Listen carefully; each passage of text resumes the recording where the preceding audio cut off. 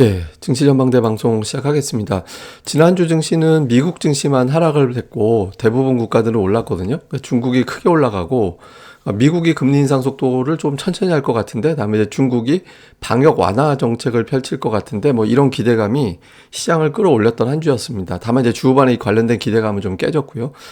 미국이 하락한 거는 기업들의 실적 우려, 뭐 애플이라는 어떤 별도의 재료가 있긴 했지만 빅테크주들 실적 노출 이후에 주가가 좀 많이 빠졌잖아요. 그래서 미국은 실적 우려가 주가에 반영되면서 이제 좀 약세를 보인 그런 특성을 보였습니다. 주요 지표는 금리와 유가가 올라갔고, 그다음에 이제 증시는 하락하고, 달러 인덱스는 제자리. 주 후반에 이제 달러가 좀 많이 빠져가지고 주중까지는 올라갔다가 이제 주 후반에는 결과적으로 주중 이제 제자리가 되는 그런 모습을 보였죠. 종목들별로 보면 애플, 대번에너지, 넷플릭스, 테슬라 이런 종목군들이 빠졌는데, 특히 팡에 해당되는 종목군들, 빅테크주들이 되게 많이 빠졌습니다. 그러니까 애플이 제법 많이 올랐다가 2주 동안 그 올라간 거를 다 되돌려버리는 그런 모습이 나오면서 증시의 발목을 잡는 결정적인 역할을 했고요. 반면에 이제 금융주가 주간에 올랐고, 인프라 관련주 올라가고, 반도체주가 주중까지 고전하다가 금요일에 이제 급등을 하면서 반도체주가 이제 주간 단위로는 상승하는 그런 모습을 보인 게 특징적인 모습이었습니다. 우리 증시 같은 경우는 지난주에 LG로 대표되는, 그러니까 LG화학, LG에너지가 그냥 강했어요. 뭐 다른 종목들이 강했다라기보다는 LG화학과 LG에너지가 11%, 12% 이렇게 급등을 하면서 지수를 끌어올리는 그런 역할을 했고, 삼성전자도 이제 주가가 좀 하락하다가 회복세를 보이는 그런 모습을 보였고, 포스코 카카오, 그러니까 시가총액 최상단에 있는 종목군들이 전체적으로 강했다. 그러니까 이제 외국인 또는 기관 투자자들의 비차익 매수가 지수를 끌어올렸고, 특히 이제 화학 쪽 관련된 2차 전지 관련된 종목군들이 강하게 이제 시장을 주도하는 그런 양상이었습니다. 코스닥에서는 컴투스 홀딩스 게임주가 최근에 좀 재료들이 자꾸 나오고 있죠. 그다음에 코리아나가 올라갔던 거는 중국의 방역 완화 기대감 이것 때문에 올라갔는데, 그 외 종목들은 이렇게 보시다시피 업종별로 그렇게 튀겨 올라간 종목 없었습니다. 그러니까 게임과 그다음에 중국 재개방 관련된 기대주들 이런 것들이 올라가고, 그 외에는 좀 재미없었다. 한마디로 지난주는 그냥 대형주 장세였다. 코스닥, 코스피의 중소형주 쪽은 재미없었다. 이걸 다시 한번 보여주는 것 같습니다. 재료들을 살펴보면 파월 의장의 어떤 발언 때문에 증시가 흔들리지 않을까 이런 걱정이 좀 있잖아요. 요약을 해보면 금리 인상 속도는 좀 늦출 것 같다. 0.75는 더 이상 없다라고 얘기하는 것 같아요.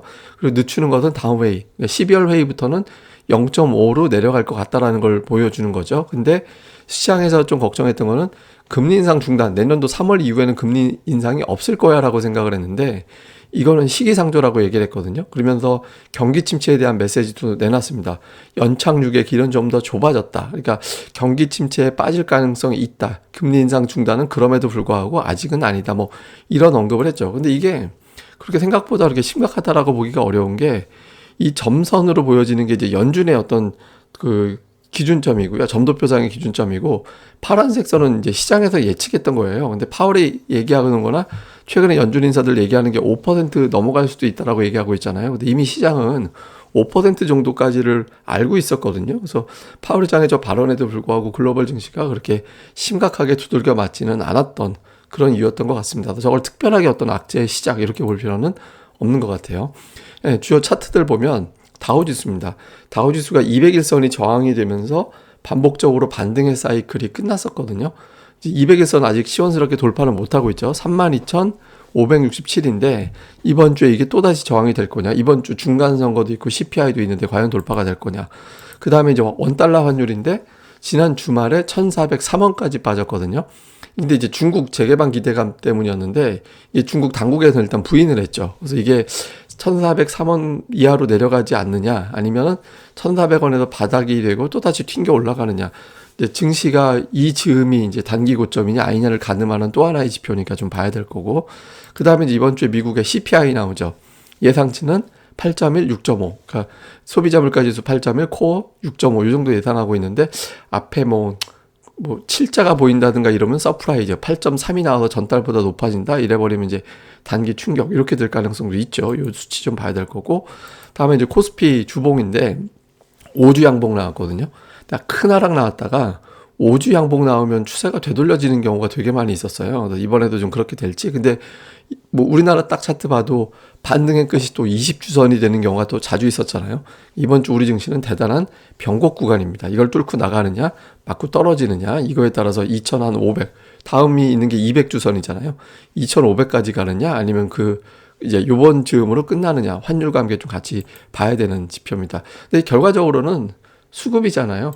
예, 외국인 투자자들이 계속 매수를 해주고 있는데 이 외국인들의 매수가 이전에 들어왔던 외국인 7, 8월에 들어왔던 자금하고 좀 달라진 것 같아요. 그러니까 텍사스 교직원 퇴직연금을 비롯해서 장기성 자금이 들어오고 있는 것 같다. 그러니까 중국을 줄이고 다른 나라를 지금 늘리는 그런 양상이 되고 있는데 리밸런싱 기간이 10월에서 내년 3월이라고 하거든요. 근데 사실 이 자금이 국내 자금을 매수하는 규모는 어마어마하게 큰 건 아니에요. 그러니까 이 자금보다 더 큰 자금이 매수로 들어왔잖아요. 그러니까 비슷한 성향의 자금이 몇 개가 합쳐진 걸로 추정이 되거든요. 리밸런싱은 10월부터 내년 3월이니까 이론적으로는 3월까지 수급이 계속 좋아지겠네 라고 생각할 수도 있겠죠. 근데 어쨌든 이거는 뭐 외국인들 매수가 끝나는 순간 수급에 의한 어떤 반등은 종료가 된다, 이렇게도 또 우려하는 쪽도 있기 때문에 외국인 투자들이 매수가 들어온다라면 이거는 장기성 자금이기 때문에 이탈하지 않는다. 그러면 하방 세력들이 밑으로 공격하기가 어려워지면서 지수는 조금 더 안정될 수 있거든요. 그래서 당장은 이 자금 매수세가 끊어지지 않기를 계속 좀 바라야 되는 그런 상황으로 봐야 될 것 같습니다. 근데 외국인 매수 제가 뭐 여러 번 말씀드렸지만 외국인 매수가 들어올 때 초기에는 늘 기관이 팔고 외국인들이 사면서 증시가 올라갔다라고 말씀을 드렸잖아요. 그래서 이번에도 좀 모양새상으로는 좀 비슷하게 가고 있거든요. 그래서 외국인들의 매수가 9조 원 누적돼 있는데 이번 주에도 근데 평균이 하루 평균 매수가 계속해서 올라가고 있어요. 5천억, 1조, 1조 5천억 주간 단위 매수가 올라가고 있거든요. 하루 평균 3천억 이상 매수하면 지수가 안 빠집니다. 올라가면 올라갔지. 그러니까 이번 주에 매수 규모도 집중적으로 봐야 될 것 같습니다. 체크 포인트 보면 두 가지 피복 기대. 연준은 금리 인상을 멈출 거야. 다음에 중국은 방역을 완화할 거야. 이거 일단 파월 의장의 발언이라든가 중국의 어떤 주말에 나왔던 언급, 당국자의 언급에서 방역을 해제한다, 뭐 완화한다 이런 메시지가 없었거든요. 이거를 깨진 상태에서도 증시가 그래도 결국엔 할 거면서 이런 분위기로 갈 건지 요 이제 흐름, 이 재료의 어떤 강도를 좀 볼 필요가 있고요. 그다음에 이제 연준 인사들의 정책이 막 언급되기 시작하는 상황이 되잖아요. 지난 주말에도 한 4-5명 정도 메시지가 나왔는데 대부분 다 이제 센 발언을 하고 한 명 정도가 1년 후에는 금리 인상을 일시 중지할 수 있다. 그 발언이 나오면서 증시가 반전하는, 찰스 에반스가 그랬나? 아마 그랬죠. 그래서 반전을 하는 그런 이유로 작용했거든요. 주말에 미증시가 빠졌다가 다시 올라갔던 게 그 메시지 나오고 나서 올라갔거든요. 그래서 메시지에는 여전히 좀 민감하게 반응할 가능성이 있습니다. 그리고 외국인 매수가 저는 되게 중요한 게 하방 세력들이 힘을 못 쓰는 것 같아요. 지금 지난주 목요일이 저는 되게 하이라이트라고 봤는데 그 미증시가 3%나 빠진 날인데 증시 하락으로 못 갔잖아요.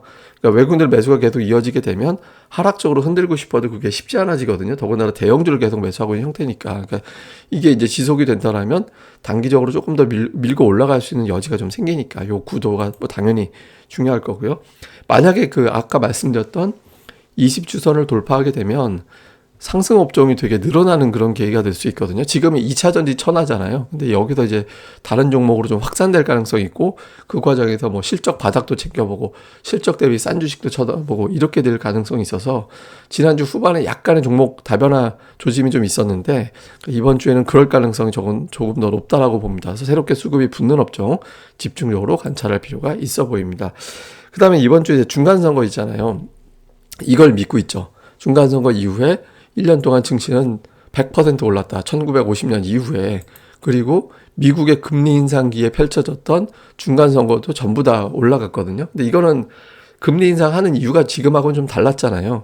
뭐 경기 과열을 시키려고 올리는 거랑 지금은 이제 물가 잡으려고 올리는 거라서 조금 양상이 다르긴 하거든요.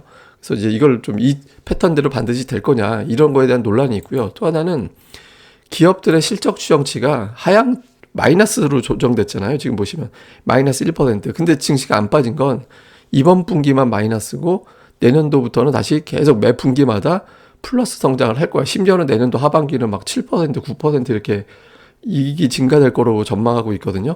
그러니까 이게 깨져버리면 이제 증시는 올라갈 동력이 잃게 되는 거죠. 그래서 기업들의 실적 하향이 어느 정도 이제 될 거냐가 중간 선거 징크스를 이번에도 이어갈지 못 갈지. 사실은 뭐 중간 선거 끝났다가 무조건 올라가는 건 아니니까. 그러니까 실적 하향이 최근에 애플 비롯해서 뭐 빅테크주들이 좀 부진했잖아요. 그래서 실적에 대한 논란이 계속 제기되면 좀 불리하겠죠. 요 구도 좀 주목해 볼 필요가 있고요. 그 다음에 이제 한미 금리 역전에 대한 걱정도 좀 있는데, 금리 역전 후 1년 후 증시를 보면 96년도에 17.8% 빠졌고, 근데 2005년도에는 21%가 올라갔고요. 2018년도 때에는 1년 동안 12% 정도가 빠졌습니다. 그러니까 근데 이거는 그때그때 달라요. 그러니까 2004년, 5년 이때는 뭐 중국발 제조업 장세 그때 펼쳐지면서 그때 금리 역전에도 불구하고 강세 보일 수 있는 외부 환경이 됐고, 이때는 반도체 슈퍼사이클 종료되는 때라서 삼성전자 하이닉스가 빠지면서 이제 증시를 끌어내리는 그런 역할을 했을 때거든요. 그래서 그때그때 좀 다르게 나오는 거라 이번에도 이제 반드시 똑같이 된다라기보다는 이제 외부 환경, 앞서 말씀드렸던 기업들의 실적 환경이 어떻게 돌아가느냐, 그러니까 중국의 방역을 완화해 주느냐, 그러니까 미국의 인플레이션이 잡히면서 실적을 하향 조정할 일이 약해지느냐, 요걸 더 중요하게 봐야 될 것 같습니다. 그래서 일정한 어떤 패턴이 있다, 무조건적이다 이렇게 보기는 어렵고, 기업들의 수익 환경 요걸 보시는 게 중요할 것 같습니다. 예, 이 방송 또 구독하기, 좋아요 꼭 좀 부탁드리고요. 그리고 네이버에서 이렇게 고릴라 리서치 검색하시면 저희 카페 오실 수 있고, 이번 주에 고릴라 리서치의 독립 리서치를 출발하기 전에 체험할 수 있는 시간을 한동안 몇 주 동안 진행하려고 하거든요. 또 많이 오셔서 체험하기도 많이 이제 좀 체험하셨으면 좋겠습니다. 그리고 중요한 건 증시는 살아남으면 시장이 알아서 수익 내는 장이 와요. 그러니까 여러분들이 무리하지 마시고 좋은 장 나올 때까지 좀 잘 살아남으셨으면 좋겠습니다. 예, 그럼 감사합니다. 다음에 뵙겠습니다.